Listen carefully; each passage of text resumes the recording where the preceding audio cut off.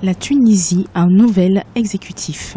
La composition du gouvernement d'union a été dévoilée ce samedi 20 août 2016 par le Premier ministre Youssef Chahed. Ils sont au total 40, 26 ministres et 14 secrétaires d'État, parmi lesquels 8 femmes. Cette équipe doit encore faire l'objet d'un vote de confiance de l'Assemblée des représentants du peuple et doit être également validée par le Parlement.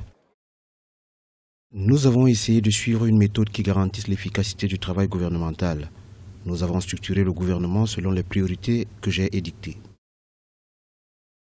La lutte contre le terrorisme, la corruption et le chômage seront les 3 priorités de cette nouvelle équipe gouvernementale, selon le Premier ministre Youssef Chahed. Mais pour certains analystes, l'urgence en Tunisie réside plutôt dans le développement de la croissance. Un gouvernement en démocratie doit être plus efficace qu'un gouvernement en absence de démocratie parce que c'est un contrat effectif entre ceux qui ont élu cette majorité dont émane le gouvernement et puis la population.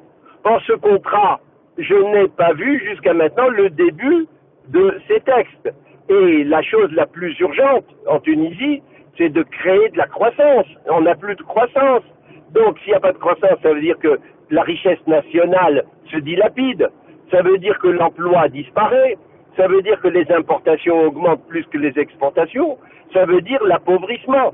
En dépit des promesses de changement, plusieurs ministres conservent des portefeuilles majeurs, comme Neji Geloul, qui reste à l'éducation. Profitant d'une embellie sécuritaire, Edi Majoum est reconduit à l'intérieur, tout comme Farhat Orshani à la défense. Les nouveautés concernent le ministère de la Justice, avec Ghazi Gerib, et les Finances, où une femme, Lamia Zribi, succède à Slim Chaker. Abid Bikri, ancien responsable du syndicat UGTT, fait aussi son entrée à la fonction publique et à la bonne gouvernance.